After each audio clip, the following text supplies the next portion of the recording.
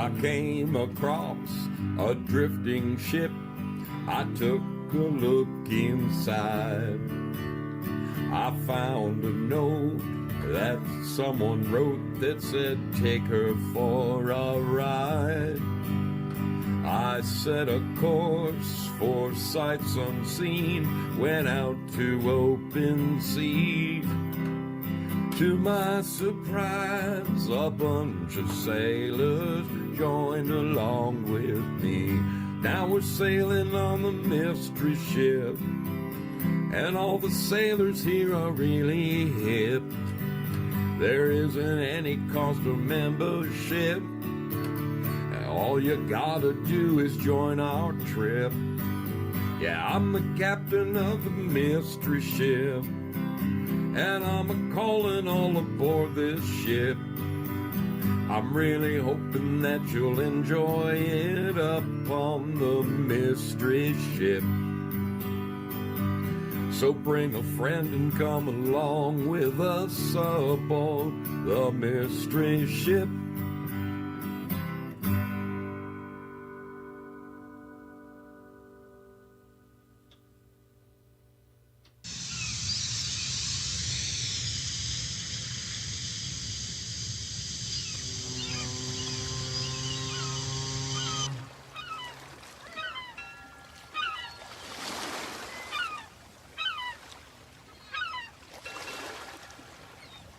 Ah, dang it. There's still a few more sailors out there that I owe shirts to that I need to get them their shirts so that I can get them in on this opening.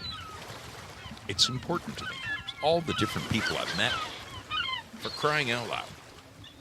How you doing out there this Friday night? Let me get a look at you. Now I can see you. Now I can see you. Kind of like, well, I was too old to ever watch that show, but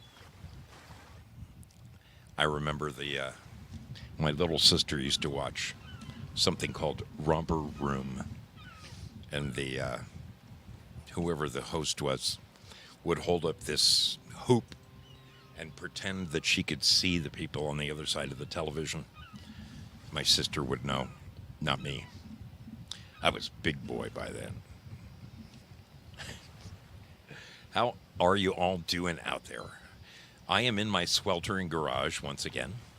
It is absolutely miserable. And ooh, there it is. Oh, there's something going on with my air conditioner.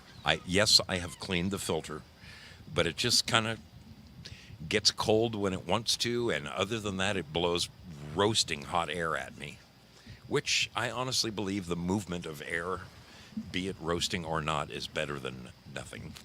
How we doing out there this Friday night? I have to keep my mic away from the front of the AC, otherwise you hear this. And I know we're on board a ship out at sea, but I don't want you to hear the wind in my sails. Nope. How's everybody doing? Let's take a quick peek around the horn to make sure we're live everywhere we're supposed to be live. There's something funky going on at Rumble. Wait, there it is. Rumble has finally, I don't understand what the deal is. Now that I have this rip-roaring internet, it was saying something like waiting to upload video. I don't know what that means other than when I log into Rumble, it makes me upload a video. It's some kind of a placeholder video. I use the same one every time. I have no idea what it's about. All I know is if I don't upload a video that's at least 30 seconds long, they won't put me on the air. So there it is. We are live at Rumble. I'm seeing faces over there. I'm seeing 4 bodies in the count. Thank you. Thank you for improving my body count over there. I appreciate that ever so much. Ever so much. Let's see. Are we live at the Tube? Oh, we are freaking live at the Tube. Prairie Fire sporting those wonderful ship stickers. I've got one thing I can say. I have amassed a pretty good gathering of ship stickers. I love them. I'm pretty wild about them. Every time I see a new one, I have to have it. So there's the one that he just posted. Wait, I have a couple more. I have a couple more. I'm posting a whole bunch of them right now. Oh, there's a great one. There's a great one. I am posting all of my boat stickers. And by boat, I mean a wind-driven sail machine like the pirates and the Spanish who discovered America used to Italians, whatever. They were Spaniards. Anyway, there we are. Where's the rest of my ship? Where are the rest of my ship? What the hell? What the hell's going on? All right, I'm going to post this one for Batman. I'm going to post that one for my buddy Batman because he is currently healing up. Our dear brother Batman has had his surgery, and he is on the mend. He has one hell of a neck brace. I mean, it's shoulders to chin. Okay, he is immobile. If he had to look to his left, he would have to sit up in bed and turn his entire body to the left to see what is going on. So please keep your buddy, the Batman, in your prayers. He seems to be resting comfortably, so that is good. That is good. One other thing is, I got a note from Prayer Warrior Girl who sent me a picture of her front lawn, and she said didn't need a rescue schooner sent her way. Although she got some water, she didn't get flooded, so that's a wonderful thing. She did not float away. Wonderful news there. Last but not least, I kind of got I don't want to say perturbing, but I guess you could use that. That's probably the right word. I got a bit of a perturbing voicemail message from Gary Flessner. He called me while I was at work the other day. The job site that I am on gets zero cell phone coverage. And so I didn't get his message until like 10 o'clock that night. I'm laying in bed, and all of a sudden I get home and my phone goes bling. You have a new message. And Gary, let's wish him a very happy birthday. Gary Flessner has turned 72, ladies and gentlemen. Where is my roaring applause? I need a roaring applause. Anyway, Gary is still with us. His message was a little alarming. I want us to continue to pray for him, although we always do. He's having a rough time. He is not happy with where he is at. He's about 200 miles from home, on the wrong part of Illinois. He is utterly dissatisfied with the physical therapy that he is receiving. He said he can't walk. He can't use his walker. He can't use a wheelchair. He said at this current rate of zero growth, he doesn't expect to make it to his 73rd birthday, which I've never met a more ornery cuss in my life, so I don't believe that for a minute. I do believe maybe we need to make some phone calls down there and get him in a different facility. That's what I think. He said he is not going forward. He's dog paddling at best. So those of you who are in touch with Gary Flessner, reach out to him. He needs the love right now. He needs the love. I need to call him back. I worked today, just a crazy day, crazy freaking day. All right, who do we have hanging out over at Foxhole? That's what reminded me of Gary Flessner. Crazy Chuck with a K is with us. Good to see you, my friend. Willie Fix-It in the house. Girl Patriot, of course. One ringy dingy. Dixie Doodle, what is going down, little lady? Good to see you. We would love to have you aboard the mystery ship. Come on aboard. Come on aboard. There's PWG right there. She is happy to be here. LT57FSH is with us. Sea Blanche in the house. Dude, good to see you. Oh, that cool air feels so... Oh, God. It feels so good in this sweltering garage. Oh, my goodness. Well, she says she's feeling a little emotional at the moment. This brings happy tears to your eyes. You know what? I'm hoping that you watch the entire show tonight because this is like a three-part program. I am I am so convinced. I am so convinced about what we're going to discuss tonight that I really I want to see every last person in every one of the last sailors that I know. I want them to try what I'm going to be suggesting tonight. Maddie's mom. Good to see you. Safety Net 820. We all know who that is. Lynn Winters hiding out as a safety net. We know it's you. We know it's you. What's going on, little lady? Wonderful to have you aboard. Prairie Fire in the house. Good to see you as well. Man, oh man. Foxy lady. Whoop, whoop, whoop, whoop. Oh, mammy. That takes me back. I got to play that song tomorrow. I haven't played Foxy Lady in a long time.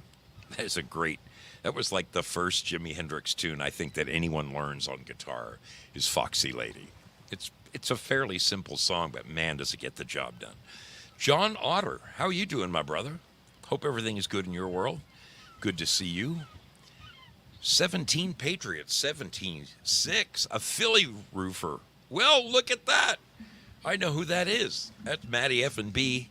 He has finally made his way over to Pilled Foxhole. That is awesome. Now you can enjoy my Saturday rock and roll show. That's great.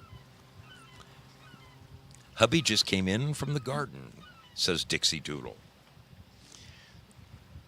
I could go somewhere with that, but I'm going to keep it clean here. How are you doing? Let's go over to the wonderful folks hanging out at yes. We have to love our lemon lovers. Wow, I'm seeing some new names over here. Val Kimber, great to see you, dude. I hope you are feeling better. I hope you're feeling the love. We've been praying for you over there. Another gentleman in need of our prayers, people. Val's had a nice little run of bad luck. Okay? We need to stay on his side. Val Kimber. Keep praying for the man. Spudley, great to see you. Sodded, crypto or nothing. Good to have you with us. Thanks for being here. Artist61, how are you doing? I did my last show based upon that email you sent me, Artist. It was really inspiring. Thank you. Made me do a lot of digging. Syllabor in the house. What is going down, my man? Jayla17. Deplorable Thora. I loved your phone call from the other night. Mrs. Zoe and I went inside and we looked up Mad Maxie and Jane. Checked them out. They're like a young version of me and Mrs. Zoe. And I will say this, from what I saw on their Instagram, all their pictures with the different states. Now, granted, they have a baby in tow. I guess I got to give it to them there. But when it comes to pictures of states like, hello, you are entering New Mexico, I got them spanked, baby. I got them spanked. I think I have 41 pictures of me in front of different states. State signs, that is. But I liked their channel. I liked what they're doing. Thanks for turning me onto it. Very cool. Bad Zoot, what are you doing over there? What is going on? How are you? Great to have you aboard. Let's see. Am I missing anyone else? Oh, there's the hot air again. Son of a bitch. What is going on around here? Well, I was in such a good mood, too, until that roasting hot air decided to come blasting back. What is wrong with this thing? It was $475 for this thing that doesn't work.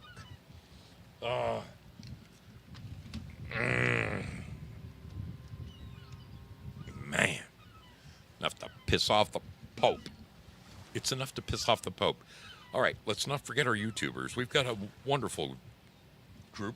I've got a lovely bunch of YouTubers. There they are, all standing in a row. I Bitch Slap Satan is with us. Dragon Sage in the house. Denise is here. Papa Groovy has joined us. Good to see you. Great to have you aboard. James Halloran. He says he's sorry you're never late for the mystery ship. We just sent out a dinghy to pick you up. Great to have you with us. Moon Bunny in the house. How are you doing, Moon Bunny? I can't begin to tell you what images that name brings in my mind. I have a very fertile imagination. Never mind. Miss Q, get out of here. Miss Q from Australia. I haven't seen you in a million. Well, you used to know me under Zozo, dude. It is great to see you. Oh my goodness. She is the only one in Australia running around in a mystery ship shirt. And she promises if I ever get over there that she will introduce me to the guys in the group, the Angels, my favorite Australian band. Oh, man. Great to see you, kiddo. Hope you are doing wonderfully. Wow. Been a minute. It has been a minute. Wally World. Good to see you. Good to see you. I'm going backwards in the chat, and I see Miss Q saying, "Oh my God, I found you." Yeah, we got separated when I was asked to leave. I was politely asked to leave. How wonderful. How wonderful to see all of you people. And boy, Miss Q, I mean, holy smokes. So good to see you. It's been like 2.5 years. Yeah, something like that. Crazy.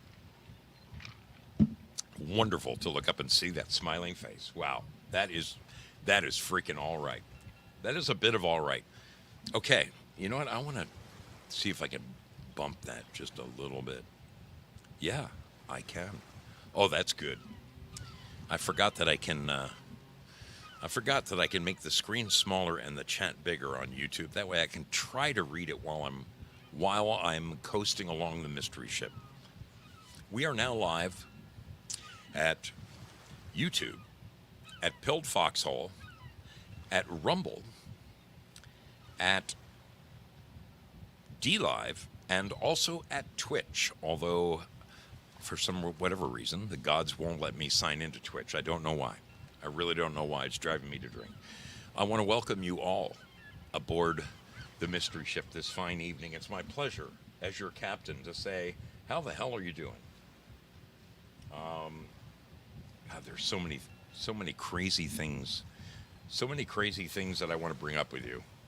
It's great. It is great. It's absolutely crazy. But let me find exactly what I'm looking for. I'm looking for one video. I'm looking for one video in particular. There it is. This is it. This is it.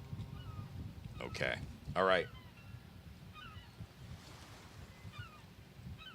All right, folks. We will be back immediately following this video right here.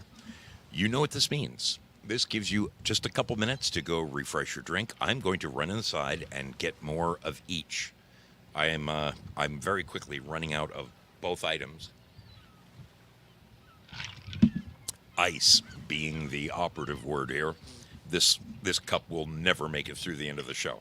So, here's your moment. Here's your moment to take the dog outside, do that voodoo that you do, run and use the bathroom, whatever it is that you insist on doing for the next 2 minutes and 20 seconds. The floor is yours, or you can sit and be riveted by this video, which is what I do. All right, see you on the other side of this one. Why do we sail upon the mystery ship?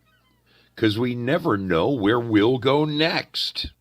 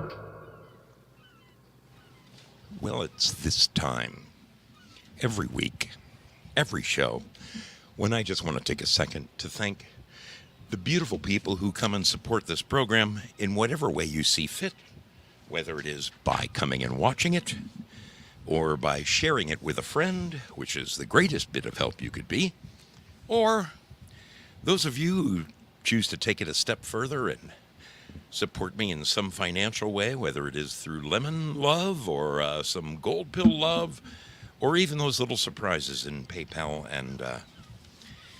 and the other means. I do not openly advertise those because I'm just not a televangelist, you know? I never will be one of those. I just want to thank the people who support me. I don't want to put it on my screen and say, please, you'll go to hell if you don't. Yeah. No. Thank all of you for coming and hanging out here. It is a wonderful thing that you do. You lift my spirits, which is what I like to do with this show. I get so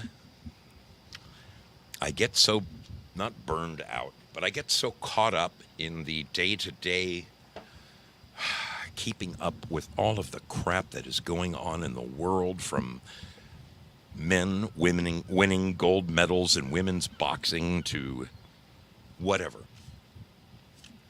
I just can't. I need to come here and to chill out. I really do. Which is why tonight. Oh, there it is. There it is. The cold air is back. Please don't stop. Do not stop. Just keep belching cold air or you're going in the dumpster.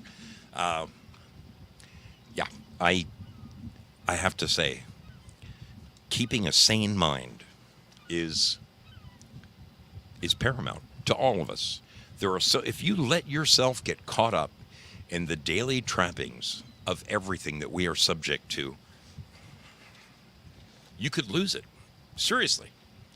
And I care far too much about you to let you go down that path, which is why tonight we are taking a second look at what I brought up the other night. I feel it is that important, especially since this coming Sunday night, I'm having a specialist join us. Yes, the other night I did I didn't do much of a show on it. I just told you my own personal feelings about my recent use of an isolation chamber.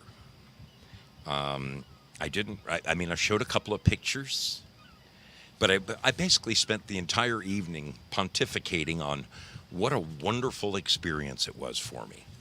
And although that may be true, very true, I hardly conveyed what it was that I wanted to convey, which is I would love nothing better than to see some of my sailors go out into their local areas and try one of these things, and then seriously report back to me your findings. That, to me, would tell me that I am a success.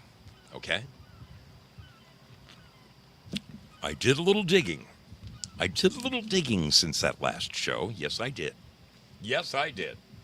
And I am here to show you a couple of really, really interesting videos about these isolation chambers. Now, if you weren't with us the other night, I don't know if in your neighborhood, surely you've heard of these things, okay? They're called float spas or float chambers, or it's basically a room. Sometimes it can be a pod. There's I learned actually, there's like 3 different types of these things. But what it is, oh, that feels so good. God, that feels so fucking good. It's like 105 in this freaking garage right now.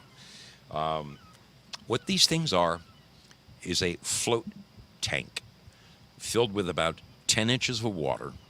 The water is kept at the exact temperature of your skin, okay? Now, they say the human body is, what, 98.6? I recently read somewhere that they have disputed that, and they feel it's more like 98.3. Regardless, your outer skin, with you, when you perspire during the day and wind blows on it, and that's what keeps you cool, etc., etc., they say that your outer shell hovers somewhere around 94, 95 degrees. Well, that is the exact temperature that they keep the waters in these isolation chambers. That way, and these chambers, the 10 inches of water has like 1,500 pounds of salt in them. It is so super salinated that you can't help but float, okay? You cannot sink. In fact, I don't know why they don't teach people to swim in a super salinated pool. What better way to get people to swim? People who are afraid. I know people who are 50 years old who don't know how to swim. For God's sakes, man.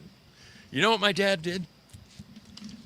When he taught us to swim, the first thing he taught us how to swim was swim underwater. Yeah, he taught us to swim underwater before he taught us to swim above the water. He said, hold your breath. Go underwater, open your eyes, kick off the side of the pool, and just do this. And kick your feet while you're doing it. And my brother and I were swimming in 4 minutes flat. Then he taught us the overhand, the broad stroke, okay? But, yeah, I mean, there's nothing sadder than...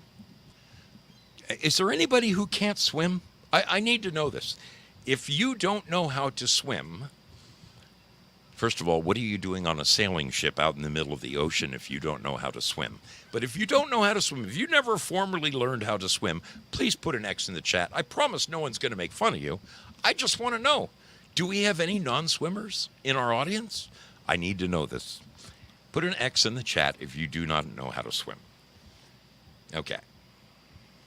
Lynn Winters says she is 75 and does not know how to swim. But Lynn, I thought you had a waterbed all those years. You mean all those guys were lying to me? I'm teasing you. I'm completely teasing you. Jayla says, I know how, but I kind of suck at it. I'm glad you laughed, Lynn. I'm glad that you have a sense of humor. Good. My humor isn't wasted. So many times I try to be funny and I end up irritating somebody, and that is never my intent. Never. Well, Denise says she does not know how to swim. There's nothing wrong with that. Nothing wrong. I'm just curious. I'm just simply curious. Who doesn't know how to swim? Foxy Lady says she does not. Waiting for you to save me, says Foxy Lady. Woman overboard! Oh, my goodness. Okay, well, Prairie Fire? Wait, Prairie Fire? Seriously? You don't know how to swim? I'm rather surprised. I don't know. Mech Druid.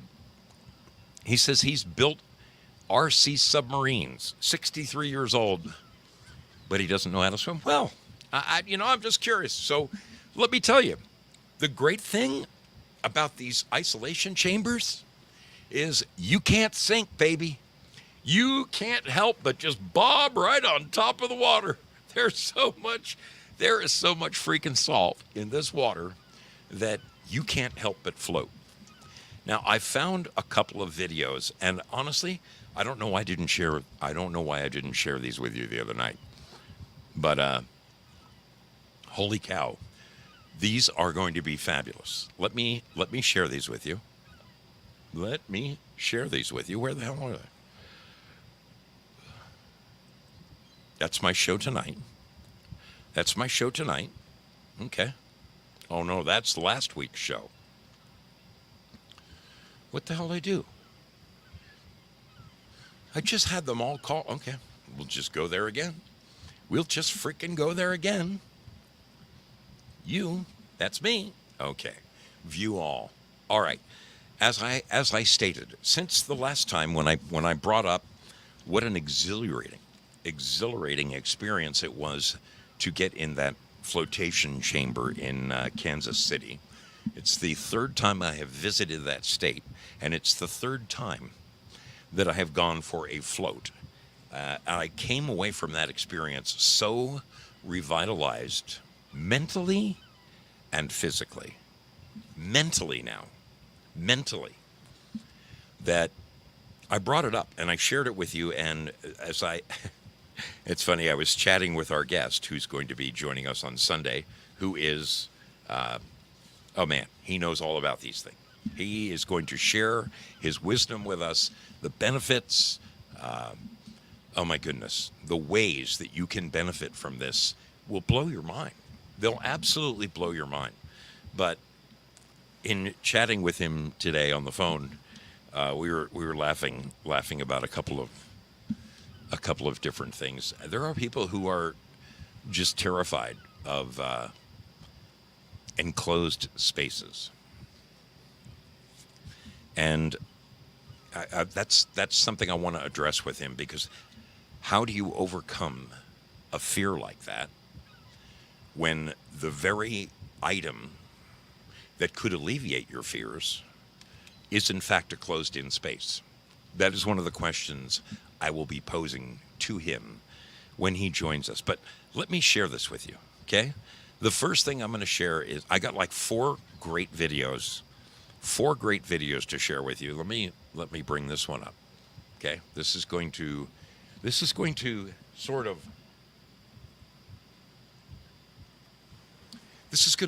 whet your palate, okay?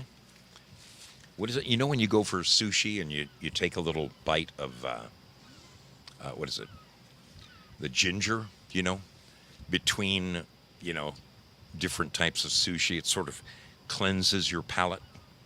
They also do the same with different sorbets at fancy French restaurants. You'll have a little tiny, it's about half of a golf ball size of a type of ice cream, and it's smaller than a demi-tasse spoon, and you just take that and you cleanse your palate so that you're ready for the next bit of escargot or whatever the hell you're eating.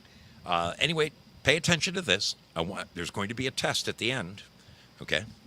I want you to look at this. This is exactly what I did, okay?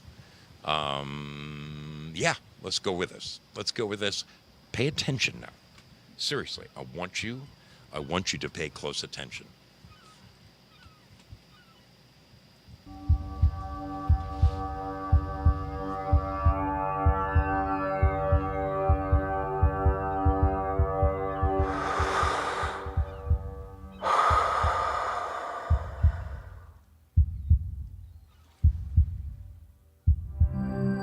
Have you heard of flotation therapy? Floating is a practice in which you enter into a sensory-reduced environment created by either a float tank, a float pod, or a float cabin. They're all designed for the same purpose, reducing as much external stimuli as possible. The flotation tank was originally invented by Dr. John C. Lilly in 1954 while working for the National Institute for Mental Health.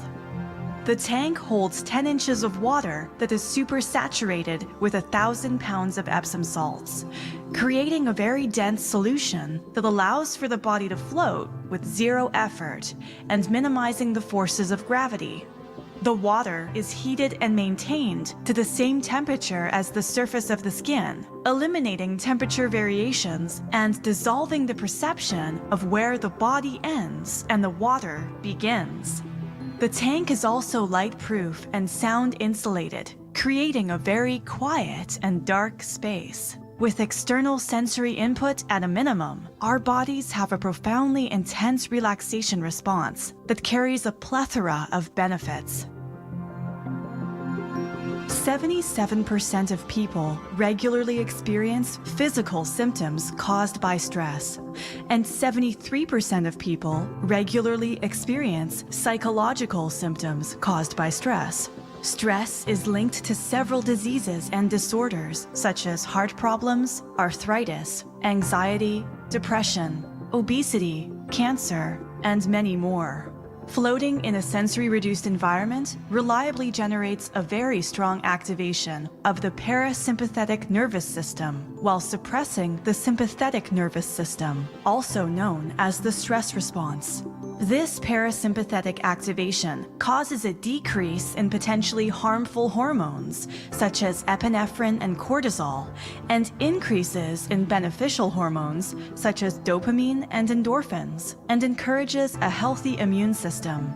The relaxation response also causes a decrease in blood pressure, heart rate, and muscle tension. The benefits of meditation are being highly researched and published. The flotation tank and its sensory-reduced environment acts as an amazing tool to facilitate very deep states of meditation in both beginner and experienced meditators. By allowing for the body to be physically comfortable and eliminating external sources of distraction, the mind can become very calm.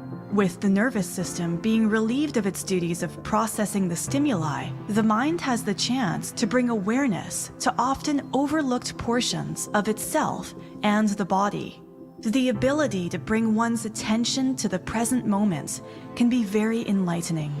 An EEG machine can measure the brain's activity. Research shows a greater presence of alpha and theta brainwaves being more common among experienced meditators. When a person floats, they commonly can enter into these brainwave states as well.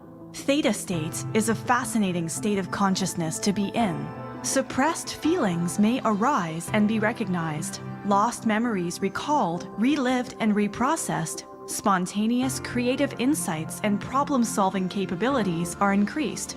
Out-of-body experiences and perceived sensations of oneness or wholeness are possible as well. Meditation helps bring greater clarity, focus, and calmness into one's life, and is shown to promote the growth of healthy brain tissue via neurogenesis. Floating is an excellent environment for meditation. The sensory-reduced environment acts as a cleansing agent on multiple levels of the body, especially the nervous system. It causes a significant reset to occur, like rebooting the human biocomputer, and thus allows for the normal restorative and regenerative properties of the body to work how they were designed to. The anti-gravity experience allows for spinal cord and joint decompression, and also allows for all the minor stability and postural muscles to relax as well, without any pressure points commonly felt while lying on any physical surface. This can create a deep sense of relief and release within the body. The suppression of stress hormones, coupled with the release of our natural painkillers, endorphins, decreases the perception of pain post-float for up to 48 hours. All natural, with no drugs at all. This suppression of stress hormones enhances the immune system as well. Floating is a new form of an old thing. The float tank is a modern-day refinement of the ancient practice of entering into a sensory-reduced environment. Alan Watts says, "The most real state is the state of nothing. That's what it's all going to come to." And you'll quickly see that there is nothing to fear in nothing. In fact, when you get down to it, when you shed layer after layer, peeling back the onion, well, let's see what's left then. Let's see what you feel. How far will you go? Let's find out.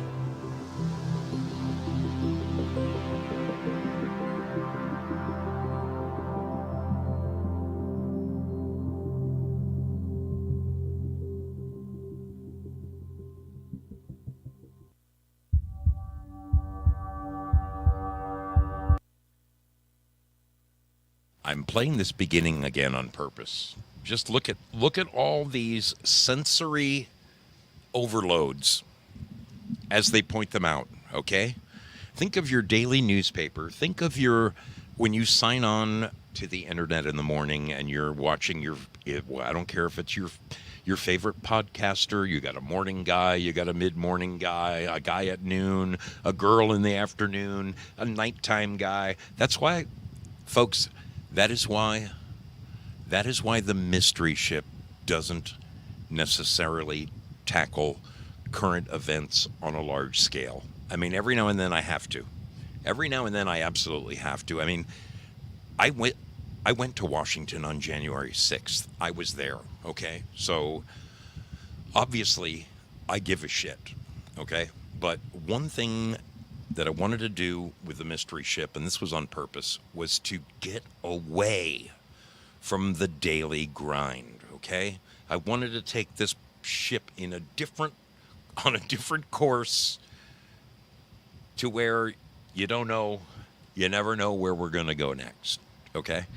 And that's why this topic is so important to me. Look again at all of these stimuli, part of your daily life. I'm even going to rewind it right to the very, very beginning.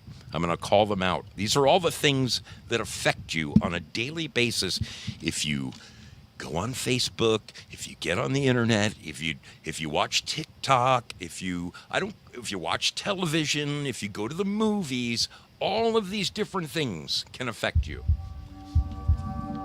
Deadlines, traffic, drama, anxiety, death, earthquakes, crime, recession, mainstream media, judgment, conflict, pollution, all of those things all of these man-made influences that clog your mind. They clog your mind with undue stress. Honestly, there are times when I wish that I had been born an Aborigine out in the bush, and I wore a little grass skirt, and I chased around a little girl with just a grass skirt on, making her run so I could, I wouldn't know anything about 75 Lincolns or, a 6-string guitar. I wouldn't know what a Gibson is. But I'm not knocking the life I've had. I've had a very blessed life. I count my blessings each and every day. I wouldn't change a thing about my life. I love my life. I'm the happiest now that I've ever been in my entire life. And I wish I could have attained this level of mental acuity 40 years ago. If I knew in my mid-20s what I know now, I would have ruled the world. I would have ruled the world. But here's the thing. These isolation tanks have a way. You get in them, you relax. You relax every last bit of human tissue that you have is relaxed. A lot of people think, oh my God, my head would go under the water. No, it doesn't. I would need something to prop my head up. No, you don't. You just float. And the thing is, as they described, the water is so perfect, so perfectly kept that you cannot tell which part of your body is out of the water versus which part is in the water. You can't tell. You have no sense of, you have it. But if you tune out, okay? Tune in, turn on, drop out. If you tune out of all the shit that I just showed you, the anxiety, the death, the war, the insanity, if you're able to tune that out and just let yourself go so that all you're thinking about is nothing, just like Just like Alan Watts said, the state of nothing, I'm paraphrasing here, is everything. Not having a single bit of information coming into your senses, all of your five senses are numbed, okay, temporarily. For this hour that you're in this float tank, all of your five senses cease to exist. It's just you and your mind. And if you can take advantage of that, your mind will be blown. The relaxation, both physically and mentally, it's like taking out the garbage. You know, it's like taking out the garbage. You come back, you got an empty, you're all ready to start again. You got an empty can. Well, imagine doing that with your mind. Imagine taking all of the garbage out of your mind and flushing it down the toilet, and then coming out of this thing rejuvenated in a way that you have never been rejuvenated before. I am so high on this right now. I'm actually looking into what it would take, and it's one of the questions I'll be asking our guest on Sunday, what it would take to get one of these for my house. You know, it's funny, everybody has, I mean, so many people I know have a hot tub, right? They got a hot tub. I like hot tubs. I mean, when I used to really, really suffer from lower back problems, hot tubs did kind of work for me. But, you know, the people who buy these like 8-man hot tubs and stuff, and they have some wine and they have some beers, and I mean, it's like a big boiling soup of other people's filth. It's not like you all take showers before you get in, right? So when John and Betty from down the street come over with Al and Alice from down the lane, and then the neighbors over the back fence, and everybody joins in your hot tub, I hope you drain the water out of it for the next exciting installment. I'm kidding, of course. But we have a hot tub right on our back deck, right in our front deck. And actually, I will say, when you're sitting in that hot tub, I have got one of the most beautiful views of the mountains that you could ever hope. I've got deer in the yard sparring. I've got a beautiful view of the mountains. You'd think that it would be the most relaxing, wonderful experience ever. And I am here to tell you that a float tank, an isolation chamber, makes that look like a freaking Girl Scout party. I said this again. It's one of my favorite expressions. Nothing against the Girl Scouts. I love the Girl Scouts. I love all the Girl Scouts, especially the grown-up ones. I particularly like the Girl Scouts when all they're wearing is that little banner with all the badges. That's when I like them best. Okay, I have another video for you. Oh, wait. I didn't get to what I wanted to get to. Yes, I have many times I have explained to you what I do for a living. I build new buildings for a living. I drive onto a lot when there's nothing there but dirt. And the first person I call is the surveyor, and we drive some pins in the ground, then we dig a hole, then we pour concrete, then we build walls, and we put a roof on it, then we insulate it, get power and plumbing and air conditioning in it, and then I put in the windows, throw some paint on her, and hand them the keys. And I'm sorry to tell you that all of the A and B students in the world decided to be doctors and lawyers. Unfortunately, most of the individuals that I deal with were the strong back, weak mind type. So there are times when my job can be pretty taxing, because there are things that you would think would be common sense. And yet, the proclivity to go in the opposite direction and do something that absolutely makes no fucking sense happens each and every day. Guys do stuff each and every day that continually blows my mind. The thing about me, the thing that makes me good at my job, is the fact that I don't blow my stack. I don't lose my cool. I look at some type of incompetence, no matter how mind-blowing it is, and I look at it and I say, you know, I think I might have done that a little differently. Well, what do you mean, Al? Well, see how you have the slope of that concrete going back towards the curb? It really needs to slope out towards the gutter, doesn't it? Oh, yeah, I guess it should. Yeah, that's the way water runs. Why don't you lower that form before we pour that concrete tomorrow? Stuff like that, okay? Day in, day out, my day is pure stress. And one of the things I love about getting on my motorcycle and going all around the country, particularly to Florida, is that it means I've gotten as far away from my freaking job as I can, and I try to forget all of that stuff that drives me crazy. Because here's the truth.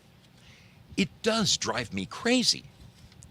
But if I show it, if I see something, a bit of stupidity done on my job, and I blow my stack and I scream and I yell and I throw my hard hat down and I cuss, first of all, it doesn't fix the problem. Second of all, men don't respond to that. They don't respond positively to that. You have to help them to see it with their own eyes. You can't tell them what to do.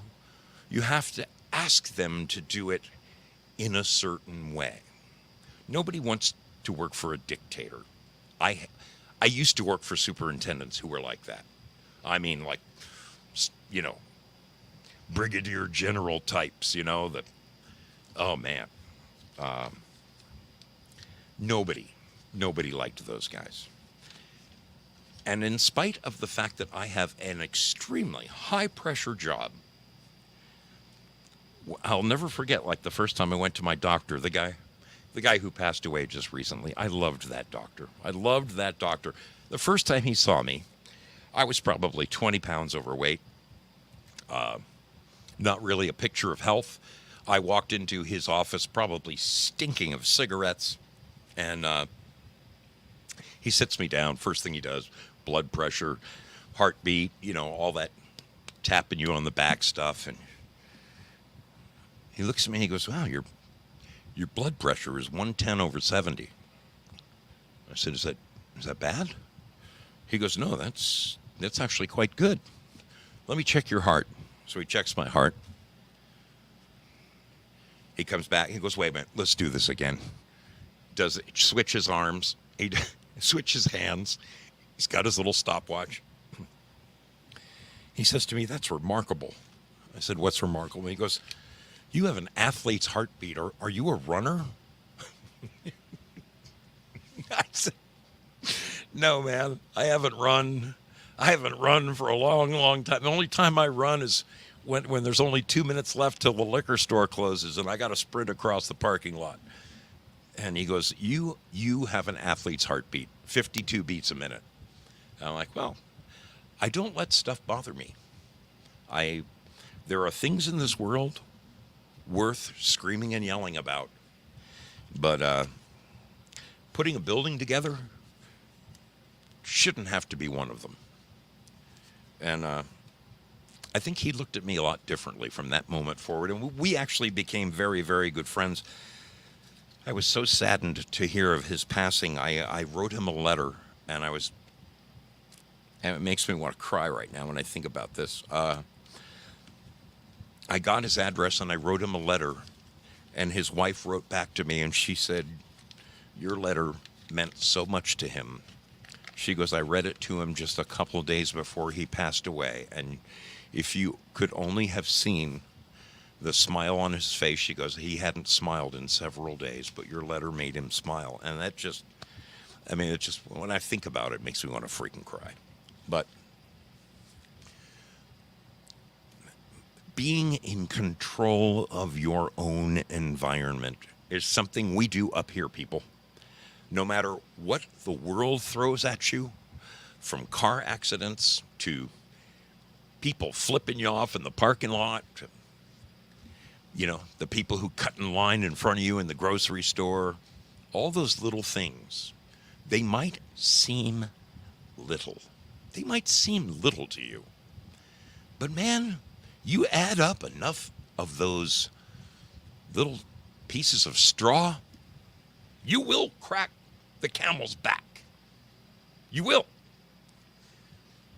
These flotation chambers have a way of removing that. They have a way of removing that. Let me share another one with you. I really want you to, I want to primer you. I want to primer you for when our guest comes on Sunday, because seriously. All right, this next video is of a guy, is a news reporter. He is a news reporter. He's never done the float tank in his life. He didn't even know what they were. He didn't even know what the freaking things were. And he got sent on a story to go do a chamber. And I'll tell you what, for once, the news did a halfway important story, or at least something that I consider to be important, and he did a hell of a job reporting it. And they didn't send him to some run-of-the-mill place. They sent him to basically a laboratory. I want you to watch. This is a very quick one, but watch this. Pay attention now. Pay attention. There will be a quiz, okay? I'm doing this for your health, people. I'm doing this because I care about you. Watch this video right here with me. Our series, Pay Attention, looks at how to retrain our focus and recapture our attention under the bombardment of technology and information that distracts us. The average person scrolls through 300 feet of mobile content a day. That's about the equivalent of a football field. We wanted to explore some of the ways people are trying to short-circuit the noise from the mundane to the extreme. That's how I ended up floating in a sensory deprivation tank in Tulsa, Oklahoma. Floating in less than a foot of water, buoyed by 2,000 pounds of salt, I'm weightless. I'm unsure where my limbs end and the water starts. And at some point, I lose myself, never falling asleep, but moving into a state of a clear but empty mind. Sensory deprivation. It's about as far as I can get from the chirpy world of breaking news, social media, email, and the rest of what pinballs through our heads in. Cue John. All the distractions that are in this world are not in the tank. For the past 6 months, entrepreneur Scott McKenzie has floated 3 to 6 times a week in Southern California. To have that nothingness and be forced to just decompress, there's something revitalizing about it. McKenzie says that nothingness has opened up his mind to new business ideas. What it does is it keeps me more focused. You realize, wow, like my mind had like a whole reboot. Around since the 50s, floating is now resurfacing as an alternative therapy for physical and mental health. Elite athletes like Golden State Warrior Stephen Curry claim it helps with mental focus. It's the only place that I've found in this world that you can eliminate all the senses, basically. To be able to try to master your thoughts, you rarely ever find an opportunity to do that. The neat part about floating is there's actually nothing for you to do. We met neuropsychologist Justin Feinstein at the Laureate Institute for Brain Research. And here we get to see how well she's able to maintain stillness.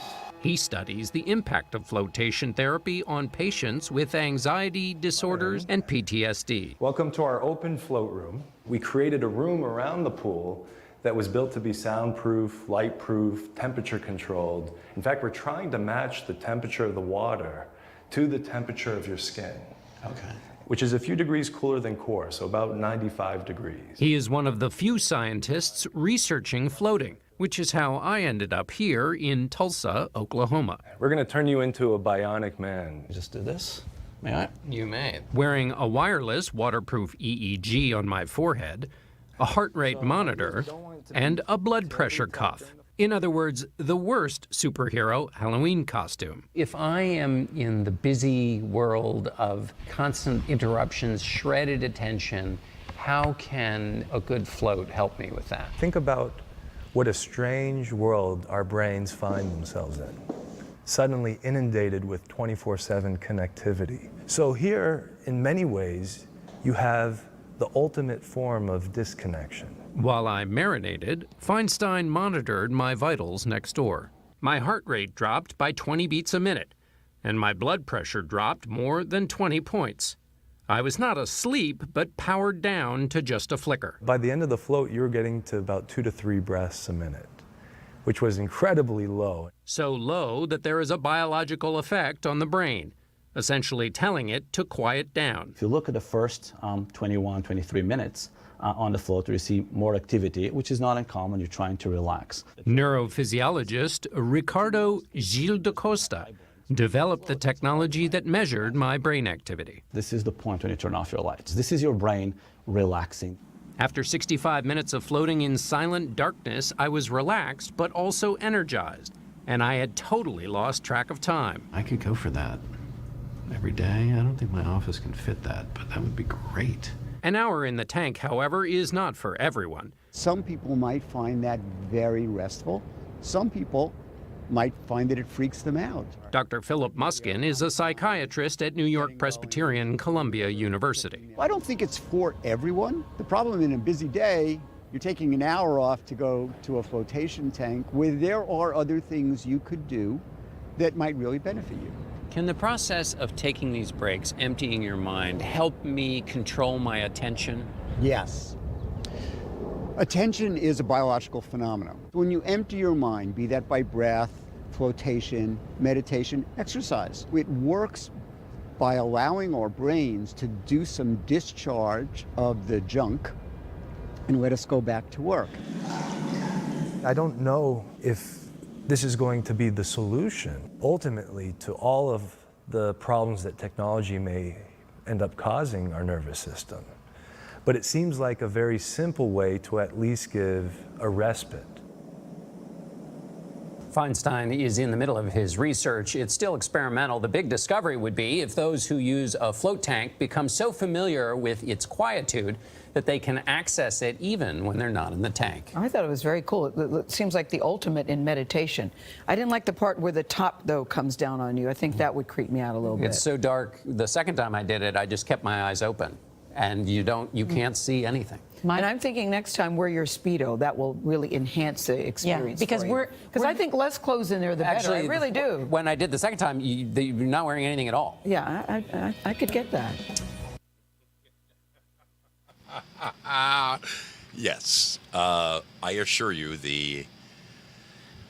that's the thing, and I think I explained this to you. When you go in one of these tanks, or pods or whatever you want, but you shower before you go in, and they tell you not to use conditioner. They supply conditioner for your hair, but they insist that you don't use the conditioner. You use it after your second shower. You shower before you go in, and then you shower when you come out. You shower before you go in profusely so that you take all your body oil, everything off of your body. You want to go in there as a clean machine because the water is pristine in there. It is filtered. It is the water equivalent of a HEPA filter. That system gets reflushed every single time, and the water is crystal clean. I mean, it's got tons of salt in it, but it's been filtered like 9 times before the next person gets in. So there's no chance of swimming in someone else's filth, okay? But they encourage you to shower before you go in, all right? And then you shower when you come out to get all of the salt off of you, and then you get to use conditioner in your hair. But it's funny how he pointed out, or the one psychologist he talked to said, this may not be for everybody. And I want to share with you a little clip. Everybody knows Joe Rogan, okay? Everybody knows Joe Rogan. He's got one of the biggest freaking podcasts out there. And old Joe is very big on float tanks. He has one. He has his own. I mean, he's filthy rich. What can't he have? But so he's a very big proponent of float tanks. He floats, I think he said something like 5 times a week. After this last trip, I wish that I could float 5 times a week. And I meant to reference this earlier when I was talking about hot tubs. Everybody has a hot tub. Almost nobody uses their hot tub. They do when they first get it. It's like, ooh, hey, that's great. And after 6 months, a year, the honeymoon is over. Nobody uses their freaking. They just don't. It's there. It's available to them, but it's just like one of those.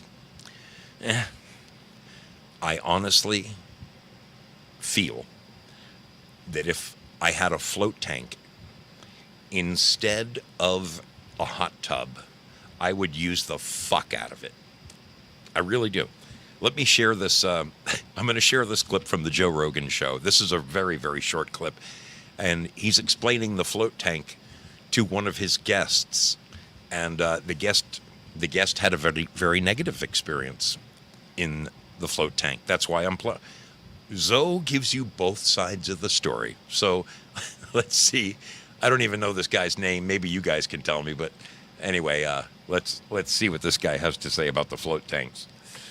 An experience. Have you done the float tank? I did that once. I did not like that at all. Claustrophobic? No. I just was I couldn't get into any kind of zone or vibe. I just kept like, I'm laying here in lukewarm water. I'm not hearing anything. I was like, no. Am I liking this? It's getting a little colder. No, it's getting warmer. So I couldn't. Well, get out that of it. is a real issue. If it's not temperature controlled correctly and you feel cold, it'll fuck up your experience. You really want it in that perfect sweet zone.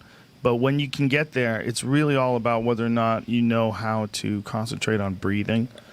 If you can just concentrate on breathing. I've done breath work. Yeah. It was very interesting. It's not a difficult formula that I employ, but I'll tell you guys if you listen, if you also float.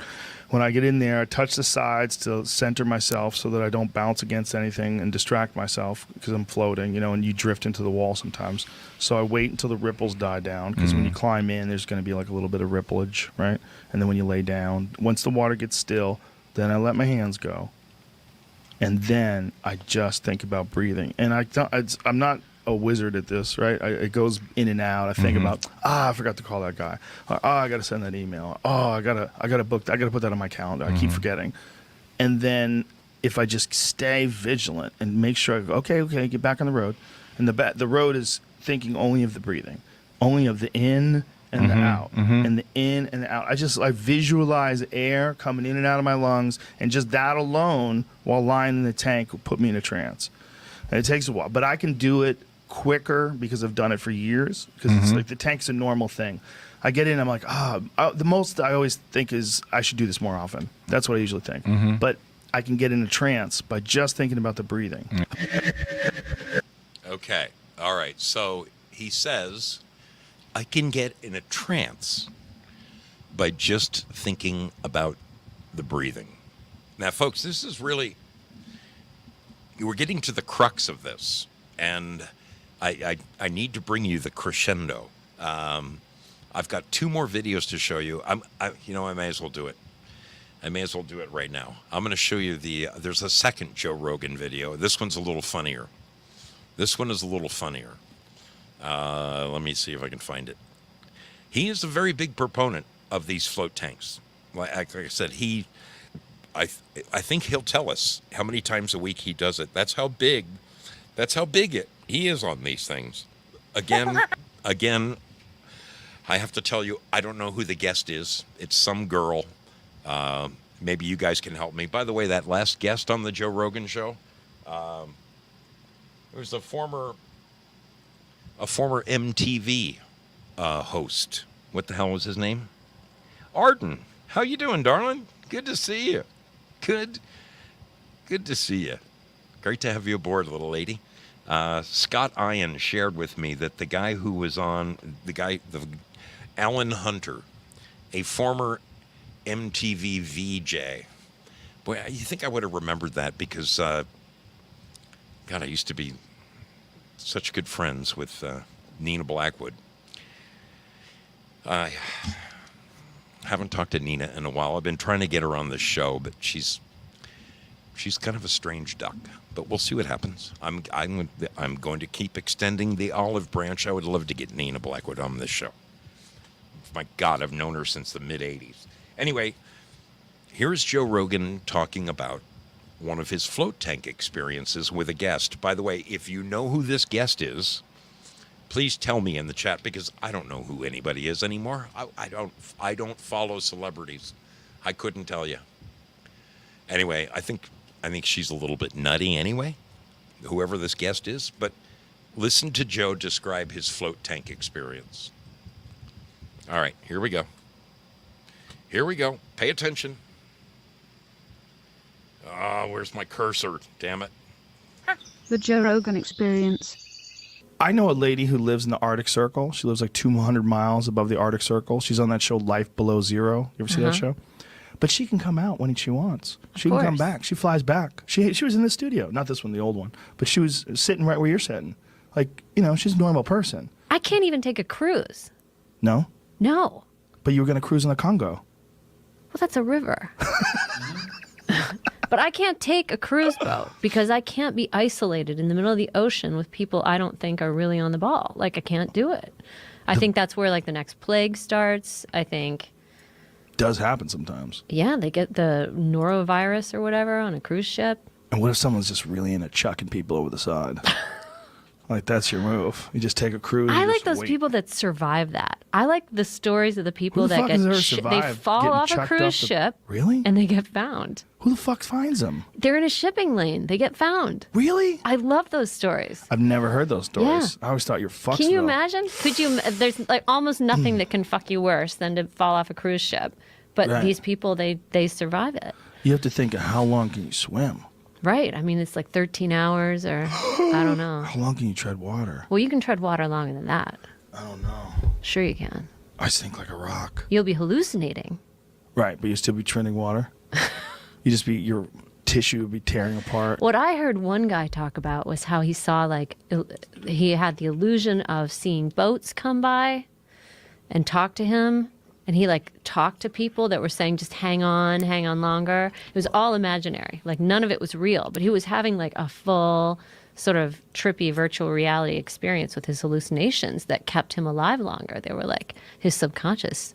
But they would come, in his mind, in vessels and, like, stop and talk to him, throw him something, motivate him. That's crazy. I guess you could get that if you go into one of those sensory deprivation tanks or something. I have one. That. Oh, you do? I have one right over here. Shut up. Fuck yeah. Wow.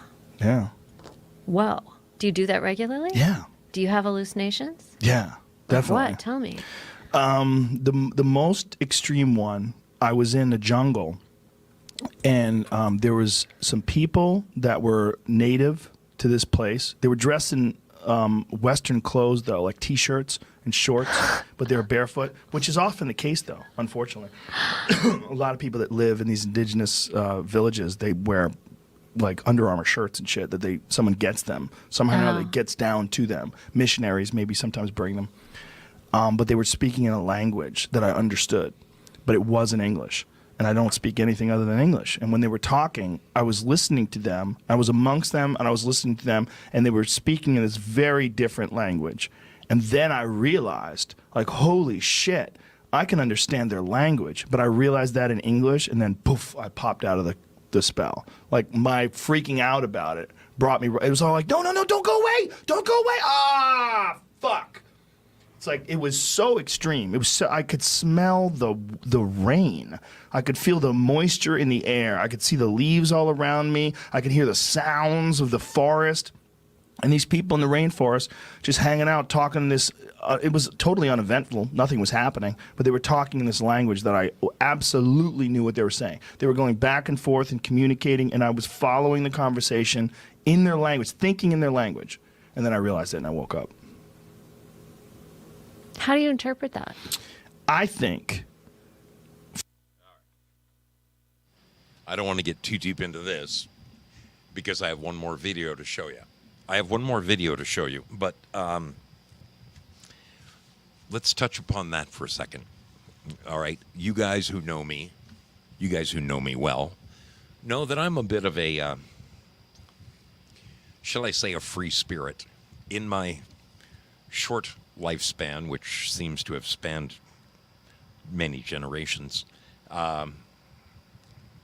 I've done all kinds of things that if the world told you don't do this, I probably tried it. I'm not necessarily proud of some of the things I have done. It was very painful for me to call my mom and dad and tell them I was in the hospital and that I had overdosed on heroin. That wasn't a good phone call. I've done all kinds of mind-bending, from morning glory seeds to mushrooms to, and now I'm not condoning any of this. I'm not trying to glorify it in any way. I think it is all up to the individual. And honestly, like anything else in this world, like learning how to play the guitar, you get out of it what you put into it. If you want to be a guitar player and you practice your hiney off 12 hours a day like I did when I was in my teens, you will become a guitar player. If you go out in your backyard and you till the soil and you pull all the weeds and you plant plants and you're diligent about watering them and continuing to weed your garden, you will grow some amazing food. You get out of it. Here we go. As ye sow, so shall ye reap. Okay? So when it comes to mind-expanding drugs, I was open-minded. And I'll be honest with you, I still am. I mean, it wasn't that long ago that I did my last psilocybin trip, and it probably won't be too very long again when I do my next, thanks to a certain friend of mine whose name shall go unmentioned. But let's just say this last little trip around the country was, well, some great things happened for me on this last trip. I am wondering just exactly what it would be like to go into a float tank and have an experience. Now, I cut it off before Joe got to tell his story, but he owns a float tank. He floats several times a week, and he goes in there on all kinds of stuff. His preference is gummies, the kind that make you high as a kite.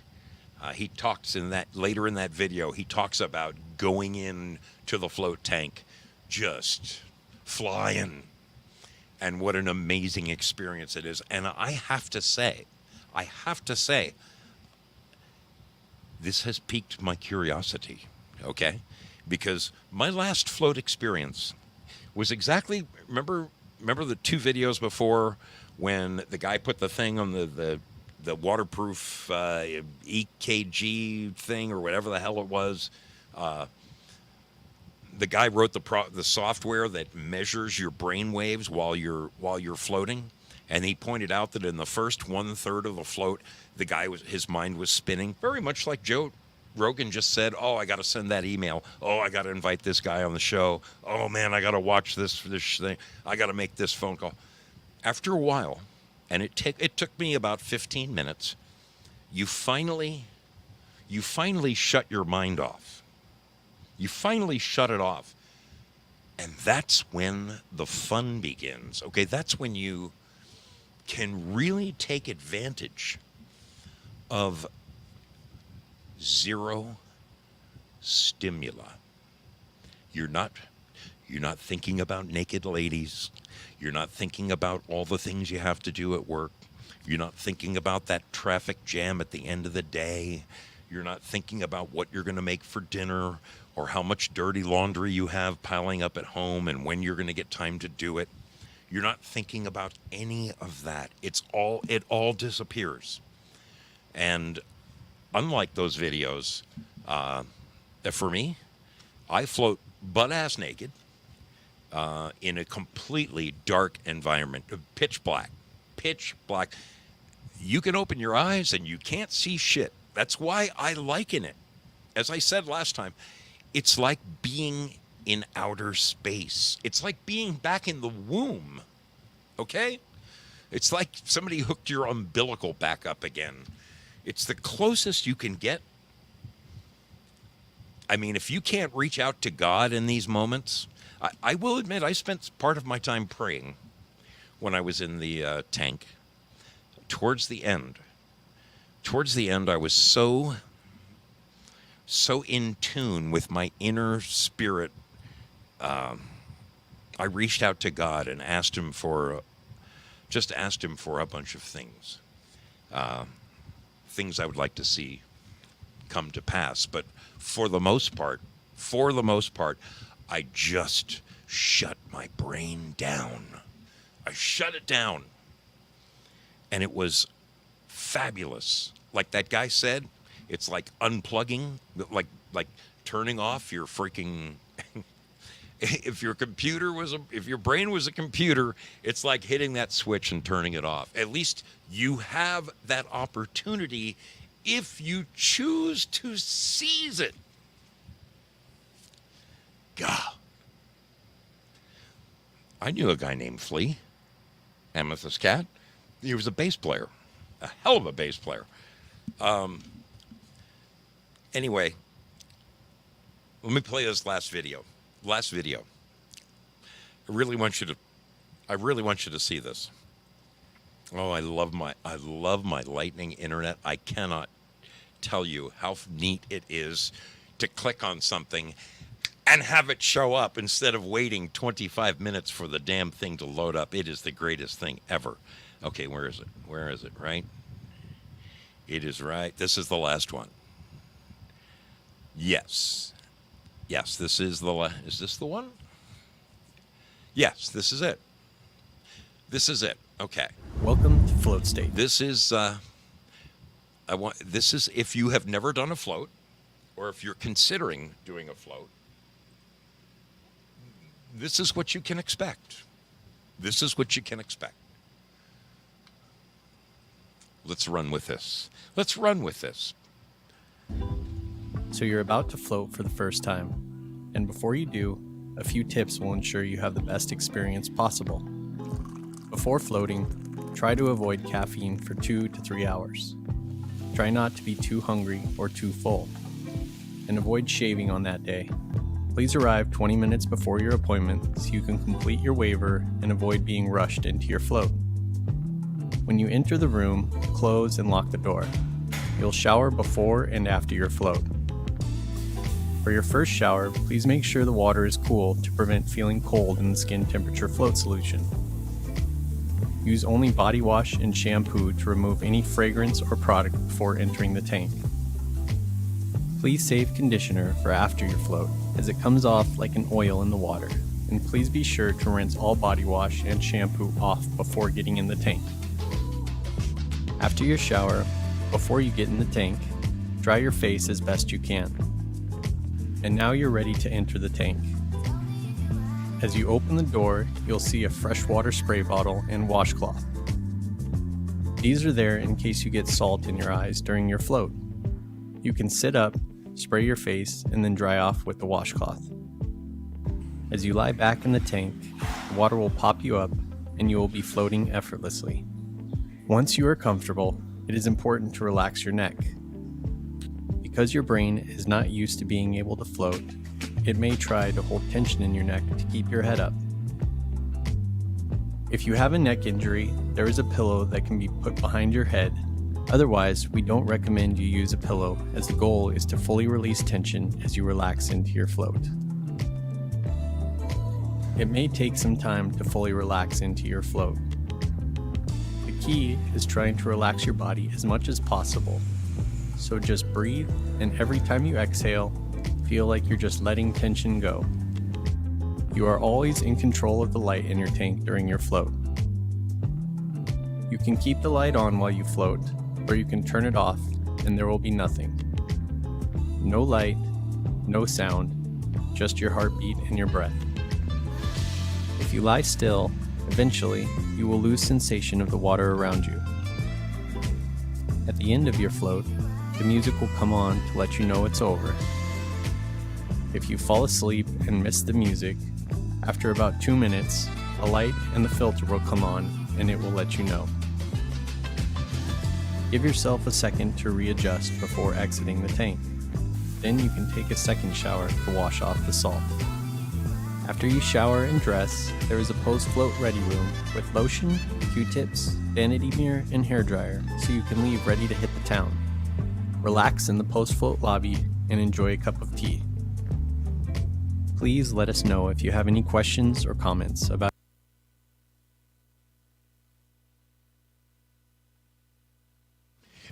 Well, what I particularly enjoyed about my float experience, my recent float my recent float experience, they do it a little differently than these guys. In the place that I went to, when you lay down in the water, like they tell you ahead of time, okay, how long of a shower do you think you're going to take? And I said, give me 7 minutes.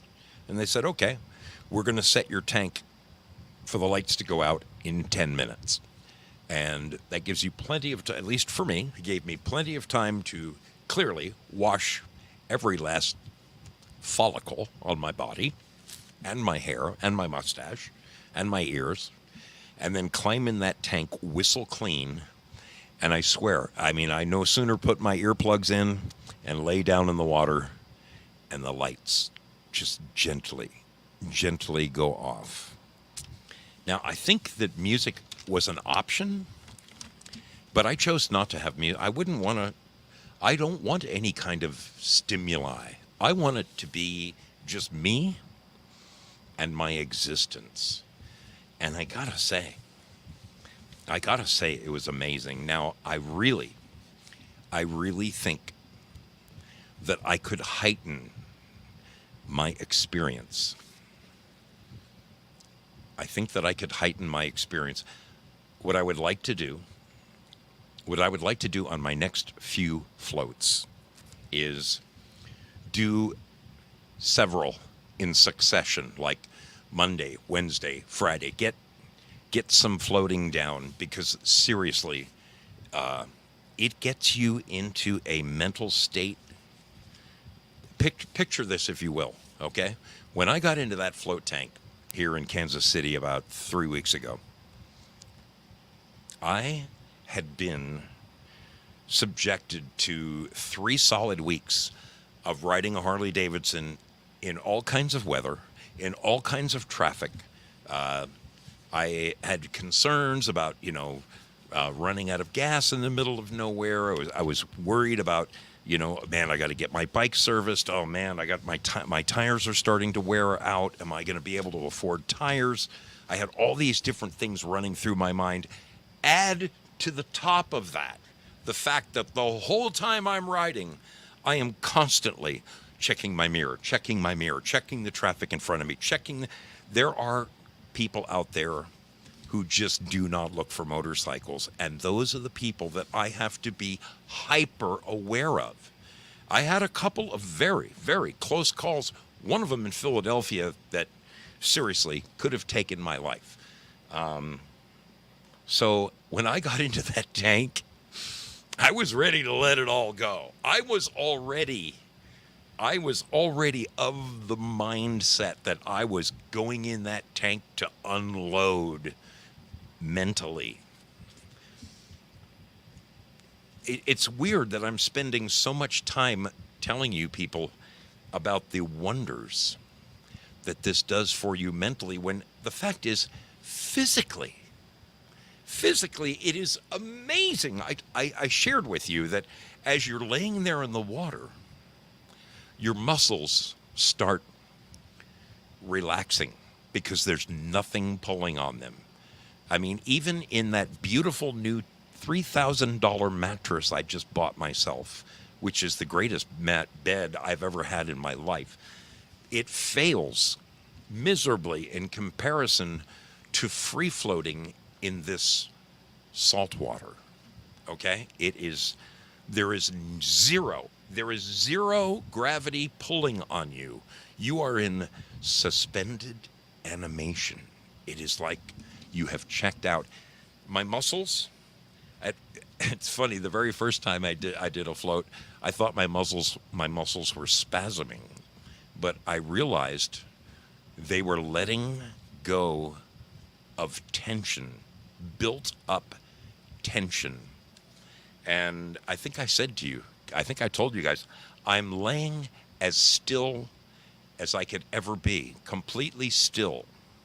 Now, several times in my life, I have gotten on an inversion table, okay, where you put your feet in little clasps and you raise your arms up and you go over backwards and you basically hang upside down, taking all of your body weight off of your feet. You're just reversing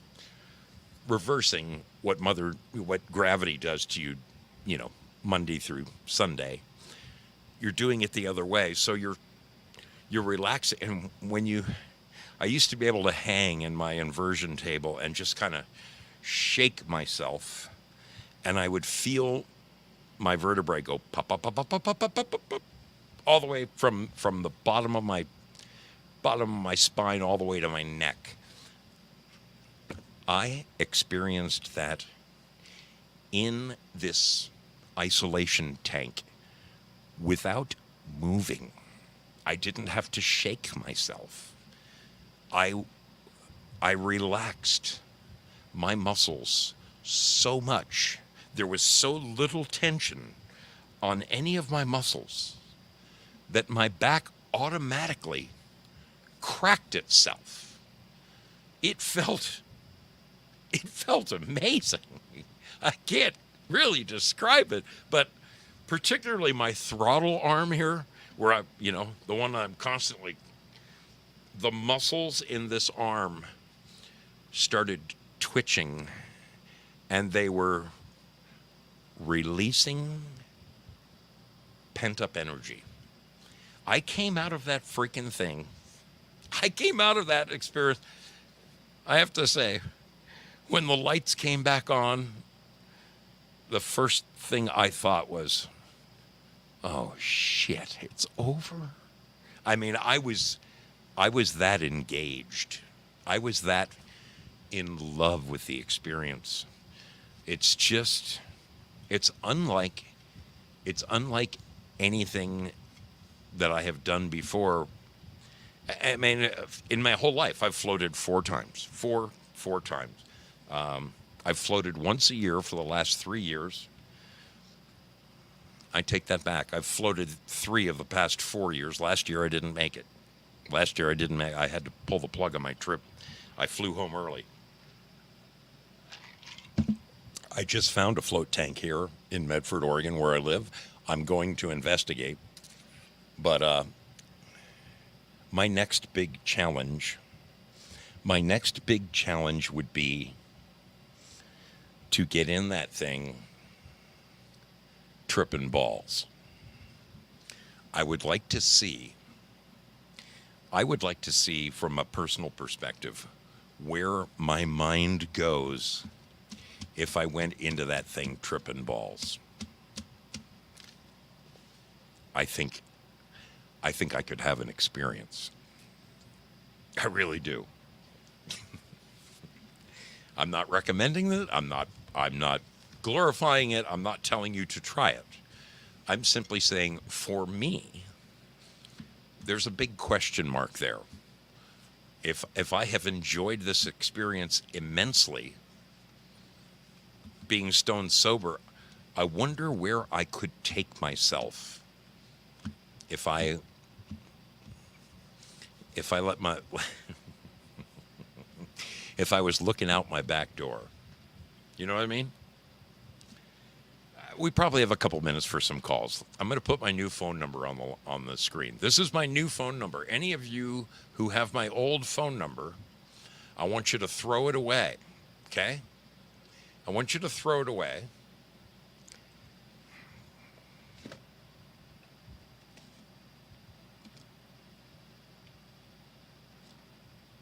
There it is.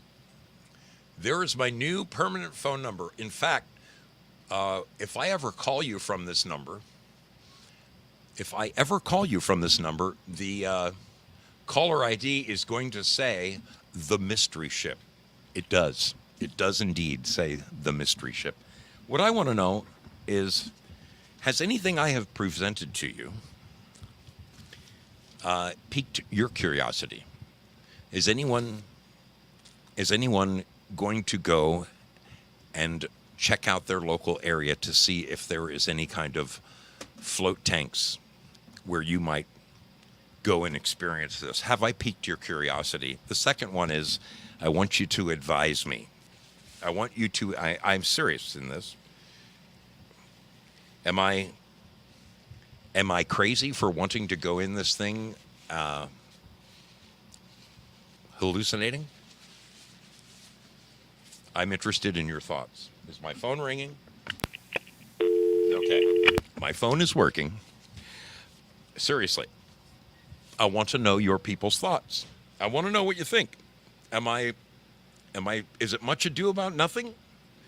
Does anybody want to, you Dragon Sage, you just rocked the boat right there, buddy. If I knew where to get some of that, I have been trying to find that for forever. I would love to find some of that. That is the one thing I have never experienced, and it's man, I want to try that. Well, it would appear we have our first caller. They are from the 289 area code. I have no idea where that is, but let's hear who is calling me. Welcome aboard the Mystery Ship. Who is calling in this evening? Hey, brothers. Oh, it's Dragon Sage. How you doing, man? My man, how's everything up in Canada? Good, brother. Can you hear me okay? I hear you beautifully. All right. Yeah, I got your new number. I'll save it in my phone here. This is my landline. I have to say it is much more clear and wonderful. My previous number went through a hard wire that was dug under the driveway back in 1971. So this is far better being over fiber optic. It's the clarity is way better. Fiber in there. That's good, brother. Right on. Good. Turn it off. I'm loving your show. Man. I'm having a good time tonight. It was great at Frank Lee's show tonight, and then coming over here afterwards was awesome. I saw a whole bunch of Frank Lee's over there tonight. It was really cool. Yeah, I'm sitting in my backyard. I got a fire going, and just having some beers out here, smoking beers, and enjoying my life as a hermit in southern Ontario, Canada. Dude, I've been trying to keep up on you Canadians. I saw some really, really horrific stats yesterday that, you're being like taxed to death up there. It is. All right. Well, you want to hear an even worse story, bro? My daughter. I have a beautiful 22-year-old daughter who just finished a nursing program at University of Alberta. And as a graduation present, she got a trip to Europe to go to Austria to see Taylor Swift, who she loves. Oh, no. Her and I used to go to all kinds of rock and roll shows, and she was young. I used to take her out and show her bands, and, she always watched my bands jamming in the basement and stuff like that. She went to the show that got canceled? She went to Austria to see Taylor Swift, and the show was canceled because of terrorism. Terrorism, yes. She's in a hotel in Austria right now, and they're worried. They're under tight security from the local police department and the undercover and the hotel staff and everybody, like, watching out to make sure that nothing bad happens to them. Oh, for God's sakes, man. She wanted to go to Milan and go to Hungary, I think, but now she's like in Austria and they don't want to leave the hotel. But what they did was they dressed up in their concert clothes and they watched a Taylor Swift concert movie from a couple of years ago, I think, and they all partied and cried and talked about it. They made the best of it. They made the best of crazy. it. But what a heartbreaker! I mean, dude, I heard about the Taylor Swift thing. I heard that it got shut down. I'm not even a fan of that kind of thing. Like, I have really contrarian views of a lot of this stuff, and I'm just like, oh my God, I don't even know why she's a fan of that in the first place. But you know, the fact that she went there and that she just got her nursing degree in university. She's brilliant. She's a genius. Like, wow. Wow, man. That really I feel terribly for her. You know, hopefully she'll make. I mean, it sounds like they're trying to make the best of it, and you know, maybe they'll still experience some good times in Europe. Certainly, I mean, Milan is I'm sure I've she's been there. having the time of her life. Oh yeah. She's that kind of person that doesn't matter. I mean, she could be in the middle of a war zone and fucking still be having a good time. You know what? She's great. Tell her to look around and see if there's a float tank over there somewhere. She has sent me. Yeah, maybe I'll message her in my email I send her tomorrow. But she has taken so many cool pictures of cathedrals and old buildings and all the stuff that I love, and sent me all these beautiful pictures already. And I'm so proud of her. It's amazing that she's done what she's done, and I'm so proud of her. Wow. It just makes my heart swell. Ah, man. What do you think about a float tank? Is this something you think you could benefit from? So friends of mine and they were just outside of Winnipeg. They were starting a float tank company back in, like, I think it was like 93 or 94, I think 92, 93. Okay. And I don't know whatever happened with that. Like, but that was what they were doing. They were hard set on the thought of starting a float tank company because it was the best thing that they'd ever discovered in the world. And there were a bunch of great people that I knew in Winnipeg, and they were into mushrooms and weed, and you know, they were partiers. They were wow. They were into expanding consciousness, and they were really like beautiful, helpful people, like really good people. Wow. So it's neat. And that Joe Rogan thing that he was talking about when he had that experience, like that, stuff like that. When I hear people tell stories like that, I've heard a lot of stories like that. I have a lot of people close to me that are involved in some very strange kind of interdimensional, otherworldly thing. Right. The float tank thing, if that can take you down to the base state where you can make contact with, you got to be careful, I guess, when you're dealing with other type of powers, but there is a higher power. There's a higher power, like a creator energy, that sometimes if you sort of behave the right way, you can channel into that. And well, dude, you're smelling exactly what I'm stepping in. Okay, I mean, I get it. I get it. I mentioned that, you know, towards the end of my float, I was in such a deep realm that I was reaching out to my higher power, wanting to make contact. That's what I wanted to do. I was to show me your face. I wanted, you know, let me see the glory of God. You got to be careful, man. You got to be careful because, you know, that's a pretty bright light. But well, dude, all I wanted was like a room filled with light. That would have done it for me. But I was wondering that if maybe that is what you'll get. Heightening my senses beforehand might help me to reach nirvana, you know? Yeah, bro, for sure. Who knows? Yeah, so let's do it, man. I'll go to the loony bin with you, bro. This is exactly what I love about my sailors. They give me the freaking truth whether I need it or not. Let's go together, man. I love it. I'm going to build a float tank for 80, and we'll bring us all. It's a good idea. You got we'll me all thinking, go at too, once. you know, I was thinking about it today, and I was like, yeah, man, I got space. I could build a float tank for sure. Like, that'd be cool. Yeah. It's a neat idea. That's a neat idea for sure. Do you remember the movie? Remember the movie from the 70s? What was it called? Altered State? Oh, 1980 with William Hurt? John Hurt? Right. William So, Hurt. Anyway. Didn't he do mushrooms or something, and he went in the tank after he ate the mushrooms, and he turned into, like, his bestial A Neanderthal. Yeah. Neanderthal self, yeah. So, I mean, oddly enough, that the premise for that story is based on the neuroscientist who created the isolation tank. So we're just getting back to our beast, our most base self. Like, you're getting based. You're fucking based now. Like, you're just exactly what you are. Like, the National Institute of Mental Health backed this guy financially and allowed him to, build these tanks and do all this work.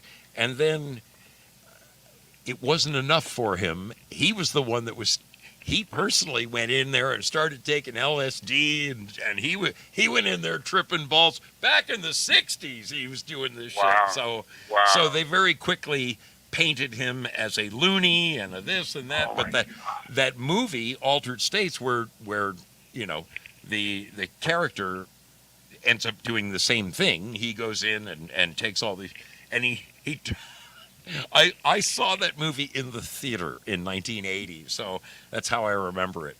My whole band went. It reminds me of when I went to Venice Beach in '92, and I showed up on the beach, and I was there with a bunch of buddies and my girlfriend, and we all showed up on the beach, and we're walking down the beach. Like, we've been there for 5 minutes, and these heads all walk up to us, and they're like, "Hey, man, do you guys want some LSD?" And we're like, "Yeah, for sure."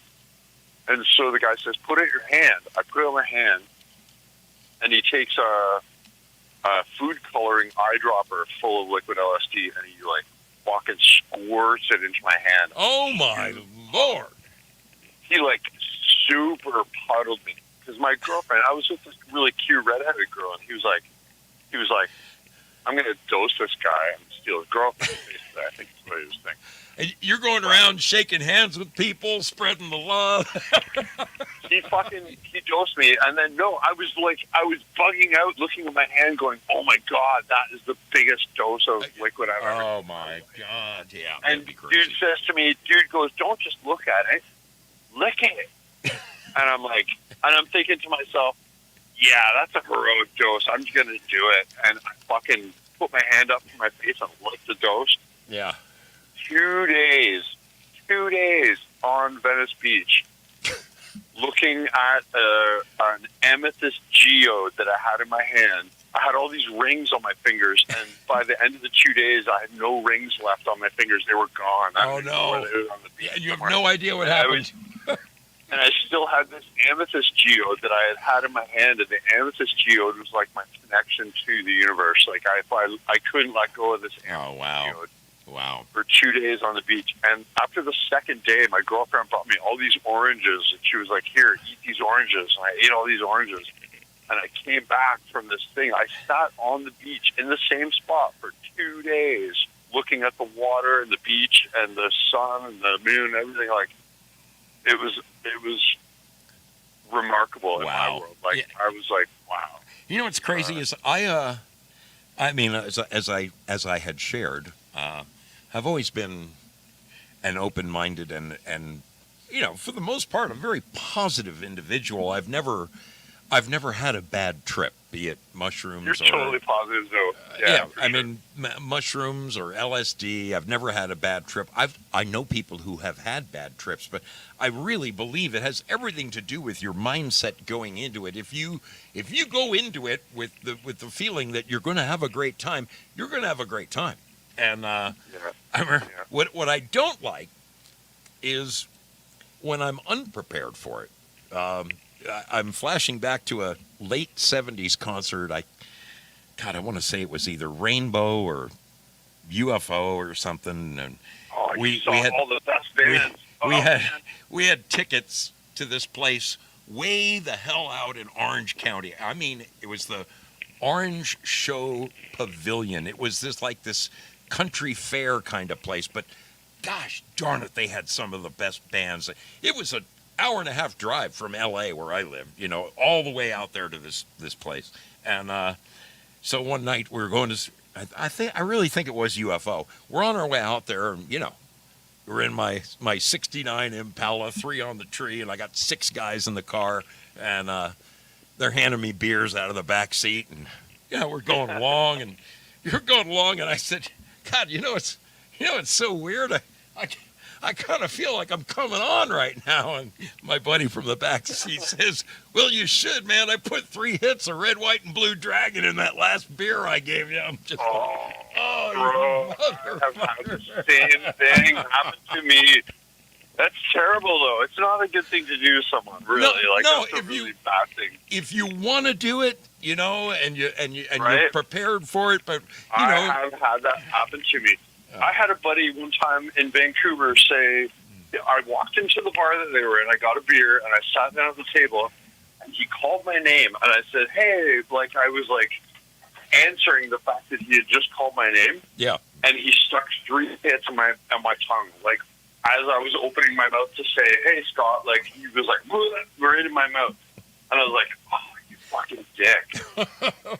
Yeah, I was supposed to go meet my girlfriend and blah blah, do all this other stuff, and I just got totally chewed in the park, and there was no going anywhere. I was not going to meet anyone, and I had this really weird experience that night. It was terrible. It was oh God, I did not want this tonight. I mean, there's times you want to. And then, but to have it forced upon you in a surprise, I mean, that's not good. That unmistakable feeling when you're coming on is it's unlike anything else. And that is so weird. I kind of feel like I'm coming on right now. You ought to be. I also ate some mushrooms at a buddy's house one night by accident because there was a bowl of chocolate on his table.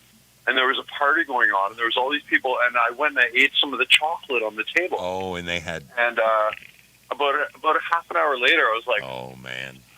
Man, I'm starting to feel really weird. What the fuck's going on? And I'm like, Eric, what the fuck, man? I just feel like I'm getting sick. What's going on? I don't know what's going on, man. And he's like, he goes, did you eat the chocolate on the table? I'm like, yeah. He goes, that was really good Dutch chocolate with really good mushrooms. Oh, man. And I was like, oh my God, I ate tons of that chocolate. I ate fucking tons of it. It was great. I was all of a sudden I start tripping balls, and I'm like, oh my God. Sage. There's all these people there that I didn't know, and I'm like, oh man. Oh, man. Well, we could tell these stories all night, man. I know. Dude, it is... It's great to hear from you. It's great to hear from you, my friend. Don't be a stranger aboard the mystery ship. We love having you aboard. I really appreciate you, brother. Thanks, Sam. Take care, my friend.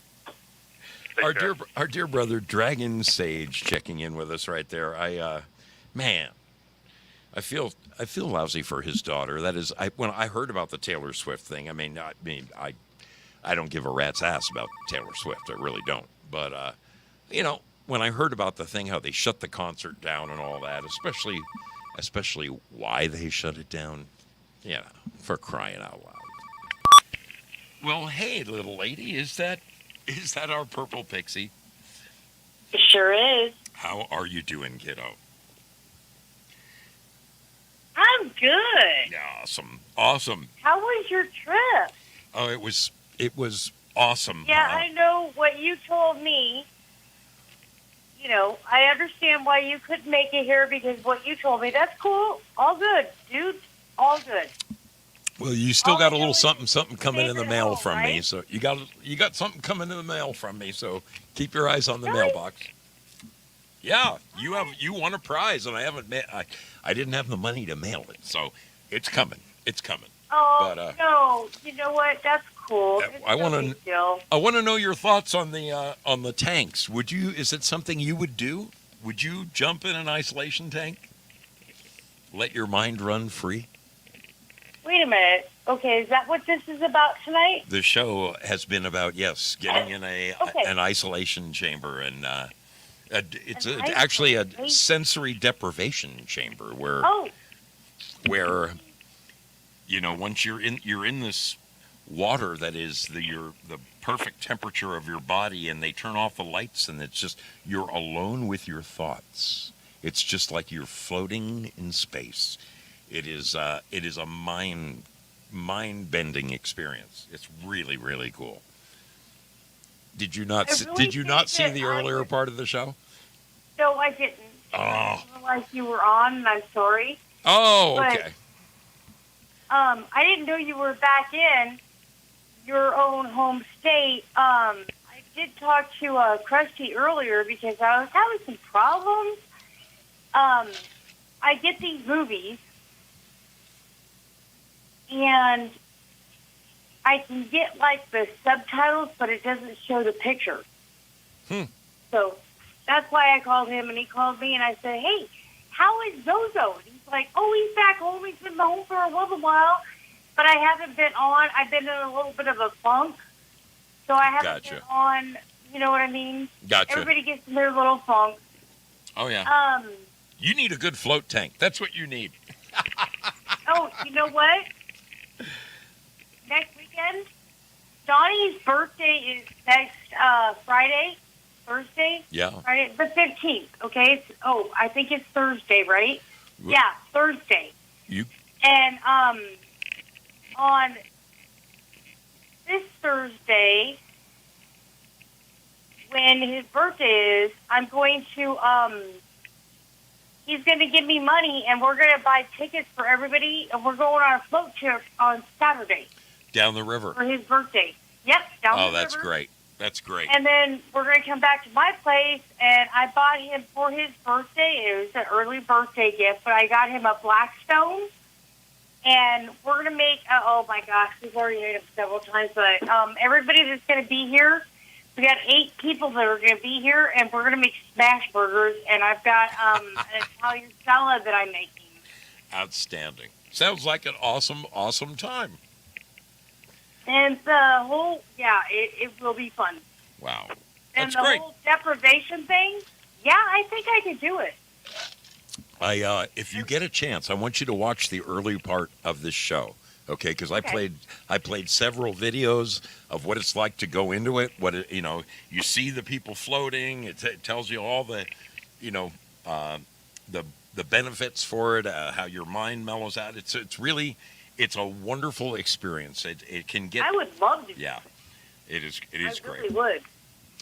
Kiddo, I think I'm going to have to move on down the line. I'm about 20 minutes overdue here. I know, and I'm so sorry to, occupy so much time.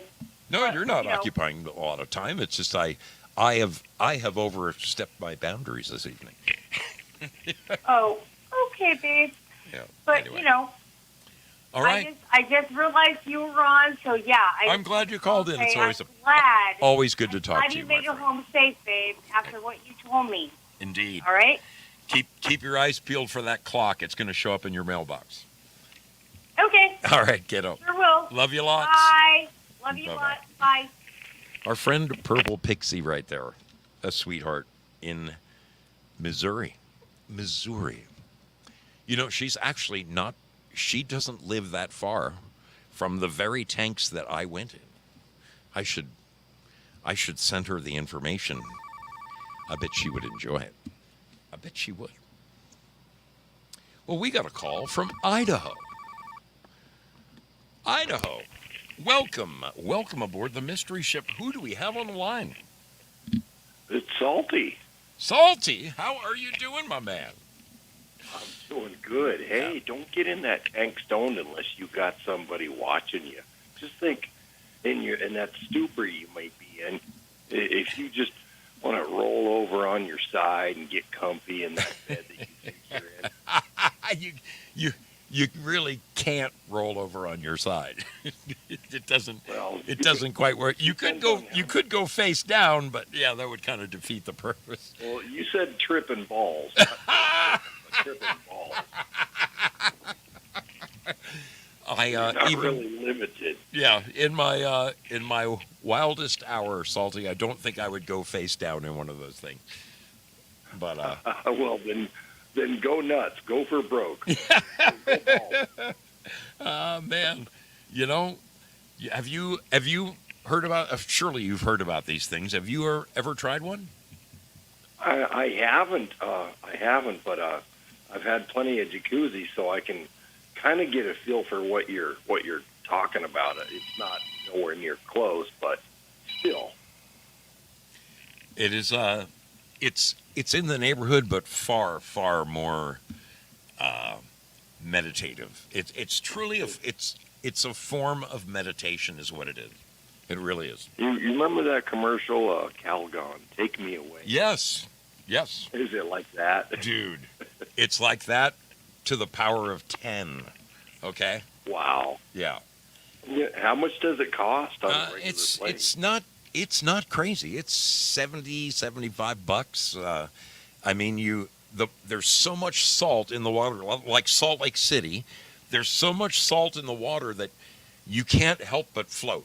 You're automatically, half of your body is in the water, half your body is out of the water. And what do they call that type of establishment? What would you look for? You could just sensory deprivation tank or float tanks. That's the common name, is a float tank. So. All right. Yeah, I'm telling you, dude, it is. World. I think it is something that, especially a big, tall guy like you, man, you'd probably love every minute of it. Right on. All right, you have fun, Zoe. Always good to talk to you, Salty. Be good, my man. Be good. Salty Nuts right there. A dear brother. Somebody I did get to visit on my last trip around the Horn. I love checking in with Salty. Is as good as a guy as you'll ever go to meet right there. Salt of the earth. Salty of the earth. All right, folks, it is getting way, way past our bedtime. I should have shut this show down 25 minutes ago, but I was so busy having a good time that I let time run away from me. I want to thank everybody who showed up tonight and hung out with us. God bless you all. Let me do the two things that I love doing. First of all, I want to thank the beautiful people who donated to the show tonight. Let's see, what are their names, and what did they do? C. Blanche. Thank you, my brother over there at Pilled Foxhole. Several bits of love from C. Blanche. Due Diligence. Sharing the love, having a grog on him. I love having a grog on Due Diligence. Girl Patriot shared the love a couple of times over there. Thank you so much, darling. Empress Bitch to you. Thank you, little lady. I do appreciate your support very much. Oh, we've got one more call. We'll take it. They probably thought I hung up, but I was still here. I was prepared to take your call. I was prepared to take your call. Anyway, and Zoomer sneaks in under the wire, sharing the love. Thank you, my friend. Here comes the scratching. If you are unfamiliar with the scratching, over here at Pilled Foxhole, let me show you a little something. There's my screen. If you go all the way, these are all the ways that you can donate gold pills. But if you go right here and you click on this one, like this, you click on it. Oh, don't tell me the scratching isn't released. I know I released it. See, I released the scratching. It takes a little bit on my end because I'm the content creator. But what happens is if you click on this scratch off right here, if you click on that, you will get a lottery ticket, just like this. And then you scratch it, and you can win stuff. Look, I won 2 gold bills right there. That's how it's done. That's how it's done at Pilled Foxhole. I'm going to take this call. Welcome aboard, sailor. How are you doing? Hey, Zoso, this is John. John Otter. Yeah, how you doing, brother? Good, my man. Good. Hey, I'm not going to keep you on too long. I know you got bedtime going. I just want to go back to the beginning of your show, okay? Sure. You were talking about anger and yeah, you know, being frustrated at work. Sure. Well, the thing that hit me about that, and I wrote the quote in I don't know who actually uttered the words the first time, but if you don't, if you're not in control of your own thoughts, then somebody else is. And yeah, and so, you know, you hit me right off the bat with the beginning of the show with that, and that's just been rattling around in my skull the whole time.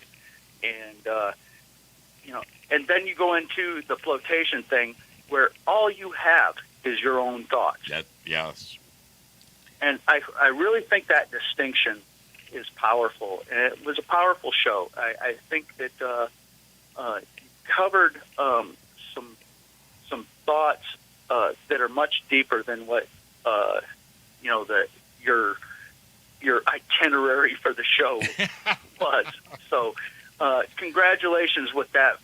I think you did a great show. Oh, thanks, man. I just wanted to have a sort of an introductory show because I have a guy coming on Sunday night who is a manager of a float tank thing. He's been doing it for over 20 years, and he is an expert on guiding people to getting the most out of it.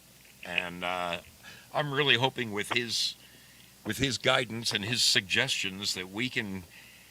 We have a lot of people on this show that have all kinds of, for whatever reason, maladies or infirmities, stress from, breakups, death in the family. That's the cool thing is we bring different kinds of healing forward, and just like what was in the chat room tonight, the float tank's not for everybody. It might not. There are options, and you bringing this forward, and I'll be there on Sunday night. So, have a hell of a show, man. It'll be fun. I think you really scratched the surface well. Thanks, Good my job. man. John, always great to talk to you. And when are we going to see the Otter side with John Otter? You keep pushing, you son of a gun. I'm gonna. You do it, man. I'm telling you, this guy has a face for television. Dang it! If I I'm looked gonna like, hang up on you now. if I looked Goodbye. like you, I could have been president. I love that guy. That's John Otter. He is a hell of a good guy, and he is my friend now. I love this man. Really an interesting character. Well, look at our lucky followers over here. Jayla, 17, on top of the heap. Amethyst, Cat, Syllabore, Artist 61, Sheeple Beware, some new names. I like it. I mean, not new names, but names that I haven't seen on the list in a while. Congratulations, you guys. And all of you, thank you for your, I've been seeing you donating along the way. The ice creams and the lemons and God bless you all over there. Okay, folks, your brother Zoe is going to put on that boogity. I got to get out of here. It's been a long day. It's been a long evening. I want you to come back Sunday night when I have my guest. Okay?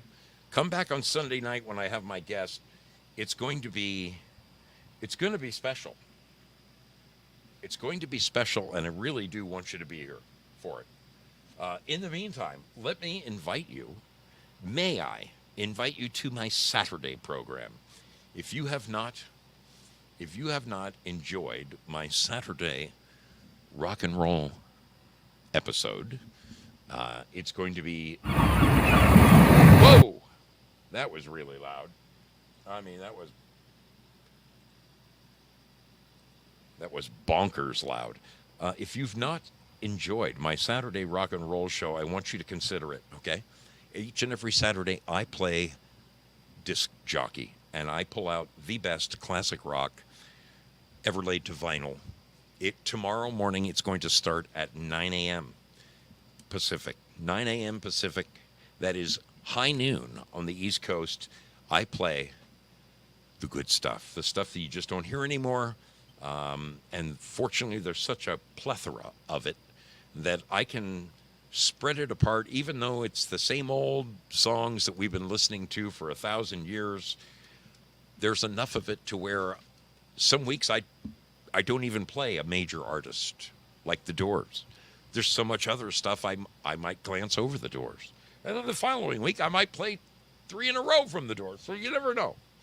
But come and join us. Come and join us. You will rock your socks off.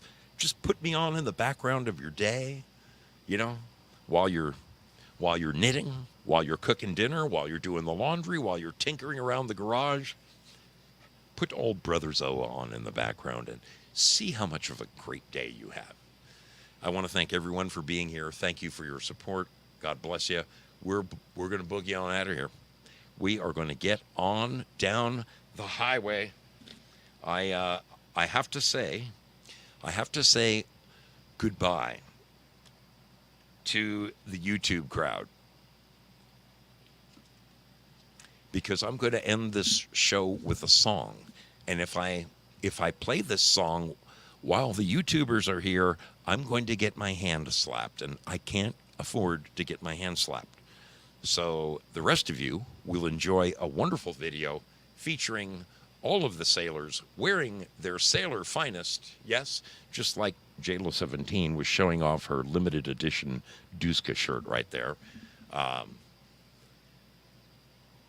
Anyway, YouTube, I love you. I have to close you down so the rest of us can enjoy the video, okay? I want you to hum Ride Captain Ride on your way home tonight. Thank you all for joining me over there. All of you. It was good to see every last one of them. I'm jiggling the handle, and you're going to... Teresa Cerna, good seeing you. Good seeing you. Okay. I'm not trying to hurt anyone's feelings. I just have to turn off YouTube. Love you lots.